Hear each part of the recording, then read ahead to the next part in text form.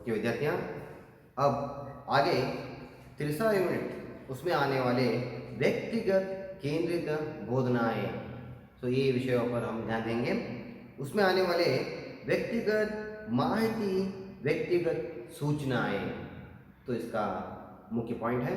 तो इसमें 3.1 इसमें आने वाला योजनागत ज्ञान, जैसे हम लोग कुछ भी यहाँ सिखाए या कुछ भी या सीखने के लिए कोशिश करते हैं, सिखाने के लिए कोशिश करते हैं, शिक्षक पहले उसकी योजनाएं बनाकर जाना है, क्या सिखाना है, किस तरह सिखाना है, इसकी विशेषताएं क्या है, इसका महत्व क्या है, इसके बारे में हम लोग यहाँ पर जानकारी प्राप्त करना है विद्यार्थियों।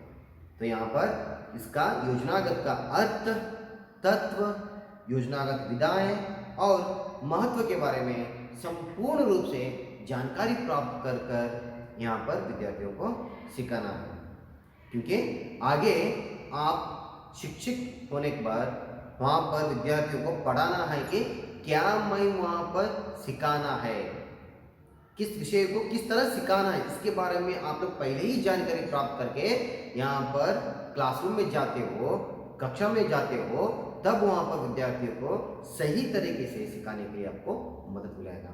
विद्यार्थियों, यहाँ पर आगे आने वाला है, इसमें ही चंद भाग हैं। इसमें 3.2 आता है रेखागत ज्ञान, तो इसको हम लोग और एक शब्द से जाना जाता है रेखात्मक क्रियाएं, ये भी कहा जाता है, और इसको कलिका क्रिया भी कहा जाता है।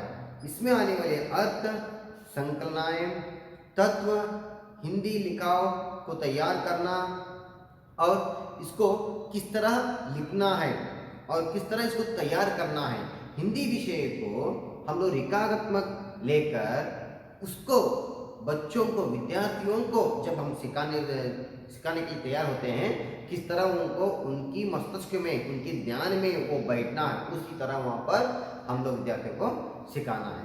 तो इसके बारे में जानकारी प्राप्त करना ही हमारा उद्देश्य है। विद्यार्थियाँ, आगे आते हैं योजनागत 3.3 में योजनागत शाखाएं। तो योजनागत शाखाएं होती हिंदी भाषा का इकाई पद्धति तैयार करना, इसको और एक शब्द कहा जाता है शाखीकृत कलिका। शाखीकृत कलिका यहाँ है, यानी यहाँ योजनागत में आने वाले 2 पॉइंट्स हैं, पहला है रेखात्मक, दूसरा है शाखीकृत। रेखात्मक इसका अर्थ होता है जो हम लोग सिखाने के लिए पहले ही योजना बनाकर जाना है और विद्यार्थियों को एक पैराग्राफ लेकर उसको सिखाना है, बाद में वहां पर प्रश्न पूछना है। समझ में आ गया विद्यार्थियों? यहाँ पर थोड़ा कंफ्यूजन होता है, मत कीजिए।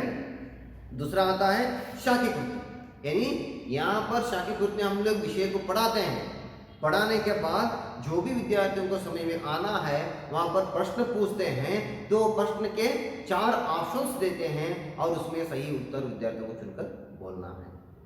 तो ये था विद्यार्थियों को सिखाने का और एक तरीका। तो इसके बाद आता है 3.4 व्यक्तिगत अध्ययन में डिजिटल माध्यम का उपयोग। ओके विद्यार्थियां, देखिए अब के ज़माने में, आजकल के ज़माने में, आधुनिक युग में यहाँ पर डिजिटल युग या मोबाइल युग हम लोग कह सकते हैं। तो इसमें हम लोग विद्यार्थियाँ क्या क्या सिखा सकते हैं और विद्यार्थी क्या सीख सकते हैं।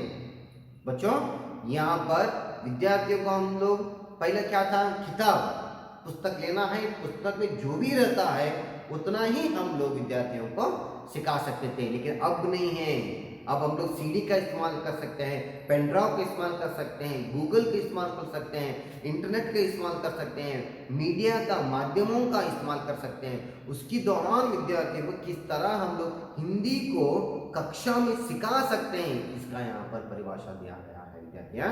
इसके बारे में संपूर्ण रूप से हम लोग जानकारी प्राप्त कर लेंगे। तो आगे आने वाला है 3.4 व्यक्तिगत अध्ययन में डिजिटल माध्यम का उपयोग करते हैं। उसमें आने वाला है CD, video, cinema, news channels, आत्मचरित्र, कवि, लेखक, साहित्यकारों के बारे में संपूर्ण रूप से जानकारी देना। देखिए विद्यार्थियों, पहले तो जब पिछले ज़माने में सीखते थे सिर्फ किताब में या पुस्तक में आने वाले भाषा को उतना ही या वहाँ पर विषय को उतना ही हम लोग प्राप्त कर सकते हैं। लेकिन अब वो ऐसा नहीं है, सीडी का इस्तेमाल कर सकते हैं, या हम लोग सिनेमा के दौरान हिंदी भाषा को सिखा सकते हैं, न्यूज़पेपर के दौरान, या यहाँ पर साहित्यकारों को मिलकर उनके दौरान यहाँ पर संपूर्ण रूप से जानकारी हम लोग प्राप्त कर सकते हैं। ये था तीसरा अध्याय में थर्ड यूनिट में आने वाले संपूर्ण रूप से जानकारी। ओके विद्यार्थियों, आगे आने वाला है फोर्थ यूनिट, चारवां अध्याय। सो ये चारवां अध्याय को हम लोग मूल्यमापन के नाम से जाना जाता है। विद्यार्थियों को किस तरह मूल्यमापन करना, विद्यार्थियों को पहचानना और मंद गति से सीखने वाले विद्यार्थियों को यहाँ पर किस तरह हम लोग सिखाना है, इसका मूल्यमापन करना है। इसको हम लोग पहले की मूल्यमापन से तुलना किया जाए तो अब की मूल्यमापन का तुलना अलग है विद्यार्थियों। तो इसके दौरान वहाँ पर आने वाला इसको और एक नाम कहा जाता है आधुनिक मूल्यमापन। बच्चों, यहाँ पर आधुनिक मूल्यमापन में आने वाले विषय के बारे में जानकारी लेंगे। उनमें से है 4.1, तो उसमें आता है प्रस्तुत 6 से 12वीं कक्षाओं तक हिंदी मूल्यमापन का क्रम। देखिए, हम लोग छठी कक्षा से लेकर 12वीं कक्षा तक जो भी विद्यार्थी आते हैं उनको किस तरह मूल्यमापन करना है, वो भी आधुनिक युग में, डिजिटल युग में जो आता है उसमें किस तरह हम विद्यार्थियों को पहचान सकते हैं। यहाँ पर विद्यार्थियों को प्रश्न पूछने के दौरान या उनको एग्ज़ाम पेपर्स परीक्षा जो देते हैं उसके दौरान, या विद्यार्थियों को मौखिक रूप से, या विद्यार्थियों को पर्सनली वहाँ पर व्यक्तिगत जाकर विद्यार्थियों को पूछना, इस तरह अनेक रूप से, या हम लोग यहाँ पर न्यू टाइप्स क्वेश्चन पेपर्स निकाल कर विद्यार्थियों को मूल्यमापन कर सकते हैं। तो इसी तरह हिंदी का मूल्यमापन भी किस तरह किया जाता है इसके बारे में हम लोग जानकारी यहाँ पर प्राप्त कर सकते हैं विद्यार्थियों। तो आगे आता है 4.2, हिंदी सिखाने में नीचे स्तर के छात्रों को पहचानना, नैदानिक सुधारात्मक क्रम करना। देखिए विद्यार्थियाँ, मैंने पहले भी आपको कह चुका था, यहाँ पर विद्यार्थियों को पहचानना है। कौन सी विद्यार्थियों को?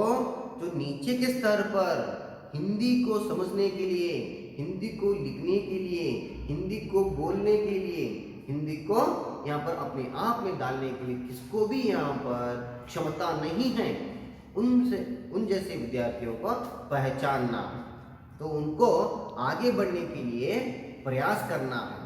किस तरह उनको प्रयास करना है, किस तरह वहाँ पर आगे लेना है, किस तरह अक्षरों को पहचानना है, इसकी जानकारी हम लोग क्या है विद्यार्थियों को देना है बच्चों। तो यहाँ पर आखिरी आने वाला है 4.3, प्रस्तुत 6 से 12वीं कक्षा में हिंदी भाषा पाठ्यक्रम का विशेष विश्लेषण और विमर्श। देखिए, ये लास्ट वन आता है, इसमें हिंदी भाषा में छठी से लेकर 12वीं कक्षा तक आने वाले जो भी हिंदी विषय है उस हिंदी विषय को हम विश्लेषण करना है। इसमें किस तरह विषय का भाषा यहाँ पर डालना है, विद्यार्थियों को समझना है, साहित्यकारों के बारे में डालना है, कहानियों को डालना है, या लेखकों के बारे में डालना है, या सामाजिक अंशों को यहाँ पर डालना है, इसके बारे में समझकर हम लोग हिंदी के बारे में जानकारी प्राप्त करना है।